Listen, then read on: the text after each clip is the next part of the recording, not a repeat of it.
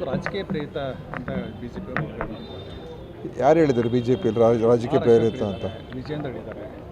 ನೋಡಿ, ಇವತ್ತು Dakshina Kannada B J P ಮುಖಂಡಗಳೆಲ್ಲ ಹೇಳಿ, ಈಗ ರಾಜಕೀಯ ಪ್ರೇರಿತ ಅಂತ ಹೇಳಿದ್ರೆ ಇದು ಯಾವುದೇ ಅದಕ್ಕೆ ಆಧಾರ ಇಲ್ಲ. ಈ ವಿಷಯದ ಬಗ್ಗೆ ಭಾಳಷ್ಟು ಒತ್ತಡಗಳನ್ನು ಹಾಕ್ತಾಯಿದ್ರು ಸಾರ್ವಜನಿಕ ವಲಯದಿಂದ, ಸಂಘ ಸಂಸ್ಥೆಯವರೆಲ್ಲರೂ ಕೂಡ. ಸರ್ಕಾರ ಸಮಯ ತೆಗೆದುಕೊಂಡು ಈ ವಿಷಯದ ಬಗ್ಗೆ ಯಾಕಂದರೆ ಭಾಳ ಗೊಂದಲ ಸೃಷ್ಟಿಯಾಗಿದೆ ಮತ್ತು ಇದರಲ್ಲಿ ಏನು ಅನೇಕ ಹೆಣಗಳಲ್ಲಿ ಹೂತಾಕಿದ್ದಾರೆ ಅಂತ ಒಂದು ಮಾಹಿತಿಯನ್ನು ಯಾರೊಬ್ಬರು ಕೊಟ್ಟಿದ್ದಾರೆ. ಅದು ಎಷ್ಟು ಮಟ್ಟಿಗೆ ನಿಜ ಇದೆಯೋ ಇಲ್ವೋ ನನಗೆ ಗೊತ್ತಿಲ್ಲ. ಆದರೆ ಅದಕ್ಕೆ ಒಂದು ಜನರಲ್ ಗಾಬರಿ ಸೃಷ್ಟಿ ಮಾಡುವಂಥ ಒಂದು ವಿಷಯ ಆಗಿತ್ತು ಮತ್ತು ರಾಜ್ಯದಲ್ಲ ರಾಷ್ಟ್ರ ಮಟ್ಟದ ಸುದ್ದಿಯಾಗಿತ್ತು. ಎಲ್ಲ ಕಡೆ ಇದ್ರ ಬಗ್ಗೆ ಚರ್ಚೆ ಆಗ್ತಾಯಿತ್ತು ಮತ್ತು ಇದರ ಬಗ್ಗೆ ಗೊಂದಲ ಆಗಬಾರ್ದು ಅಂತ ಉದ್ದೇಶದಿಂದ ಇವತ್ತು ಒಂದು ಒಳ್ಳೆಯ ಅಧಿಕಾರಿ ಅಡಿಯಲ್ಲಿ SITನ ರಚನೆ ಮಾಡಿದೆ. ರಾಜಕೀಯ ಪ್ರೇರಿತ ಅಂತ ಹೇಳ್ತಕ್ಕಂಥ ಮಾತು ಅವರು ಹೇಳ್ತಾ ಇದ್ದಾರೆ, ಅದನ್ನು ಖಂಡಿಸ್ತೀನಿ. ಪ್ರತಿಯೊಂದರಲ್ಲೂ ಕೂಡ ರಾಜಕೀಯ ಬೆರೆಸೋಕ್ಕೆ ಹೋಗಬಾರ್ದು.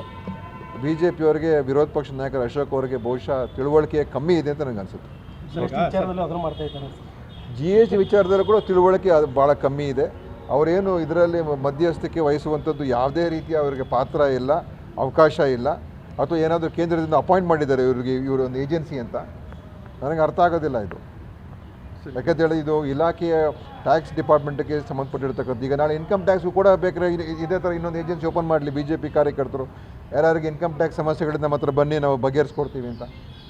ನನಗೆ ಇದು ಅರ್ಥನೇ ಆಗೋದಿಲ್ಲ ಇವೆಲ್ಲ.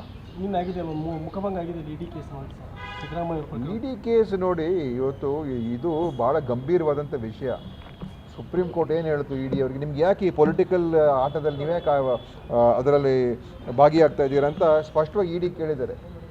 ಅಂದರೆ ED ಇವತ್ತು ಯಾವ ರೀತಿಯಾಗಿ ದುರುಪಯೋಗ ಆಗ್ತಾ ಇದೆ, ಇದು ಇವತ್ತು ನಾನು ಪ್ರಹ್ಲಾದ್ ಜೋಶಿಯವರು ಪದೇ ಹೇಳಿಕೆಗಳು ಕೊಡ್ತಾ ಇರ್ತಾರಲ್ಲ, ಅವ್ರಿಗೆ ಕೇಳ್ತೀನಿ, ನೀವು ಎಲ್ಲಿದೆ ನೈತಿಕತೆ?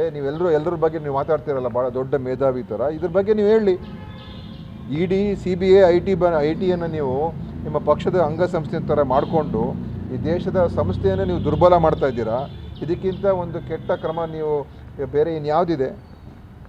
ಅದ್ರ ಬಗ್ಗೆ ಮಾತಾಡೋದಿಲ್ಲ ಇವರು. ಕೇವಲ ಕಾಂಗ್ರೆಸ್ ಅವರು ಹಂಗೆ ಮಾಡಿದ್ರು, ಎಮರ್ಜೆನ್ಸಿ ತಂದಿದ್ರು, ಹಳೇದು 20 ವರ್ಷದ 30-50 ವರ್ಷ ಇತಿಹಾಸ ಹೇಳ್ತಾರೆ. ಇವತ್ತರ ಬಗ್ಗೆ ಮಾತಾಡಲಿ ಅವರು. ಇದು ದೊಡ್ಡ ಮುಖಭಂಗ ಮತ್ತು ED ಸಂಸ್ಥೆಗೆ ಇವತ್ತು ನಾಚಿಕೆ ಆಗಬೇಕು. ಈ ಥರ ಹೇಳಿಕೆಗಳನ್ನು ಜಡ್ಜ್ ಕೈಲಿ ಹೇಳಿಸ್ಕೊಳ್ತಕ್ಕಂಥದ್ದು ED ಸಂಸ್ಥೆಗೆ ನಾಚಿಕೆ ಆಗಬೇಕು.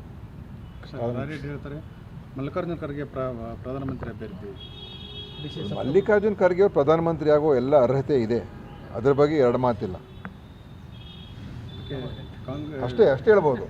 ಓಕೆ, ಇನ್ನೊಂದು ಗೋಬಿ ಮಂಚೂರಿ ಸಿಗುತ್ತೆ, ಅದೆಲ್ಲ ಹಳೆ ವಿಷಯ.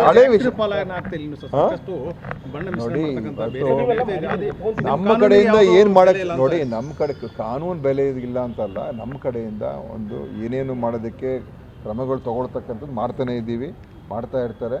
ಮತ್ತು ಸಾರ್ವಜನಿಕರಿಗೆ ಅವರು ಕೂಡ ಇದರ ಬಗ್ಗೆ ಜಾಗೃತಿ ಇರಬೇಕು ಮತ್ತು ತಯಾರಕರಿಗೂ ಕೂಡ ಇದ್ರ ಬಗ್ಗೆ ಎಚ್ಚರಿಕೆ ಇರಬೇಕು.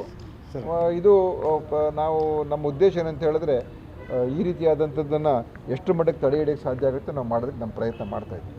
ಸರ್, ನಿನ್ನೆ ಅರವಿಂದ್ ಬೆಲ್ಲದೊಂದು ಆರೋಪ ಮಾಡಿದ್ದಾರೆ, ಕೂಡಲ ಸಂಗಮ ಸ್ವಾಮೀಜಿಗೆ ಫುಡ್ಡಲ್ಲಿ ಪಾಯ್ಸನ್ ಬೆರೆಸಿದ್ದಾರೆ. ಅವ್ರದ್ದು ಮಾಹಿತಿ ಇದ್ದರೆ ಅದನ್ನು ಪೊಲೀಸವ್ರಿಗೆ ವಹಿಸ್ಬೇಕು. ಅವರು ಯಾರು ಮಾಡಿಸಿದ್ದಾರೆ, ಯಾರು ಹಾಕಿದ್ದಾರೆ, ಇದರ ಹಿಂದೆ ಯಾರಿದ್ದಾರೆ. ಸುಮ್ಮನೆ ಯಾವುದೋ ಹೇಳಿಕೆ ಕೊಟ್ಬಿಟ್ಟು ಹೋಗ್ಬಿಟ್ರೆ ಪ್ರಯೋಜನ ಇಲ್ಲ.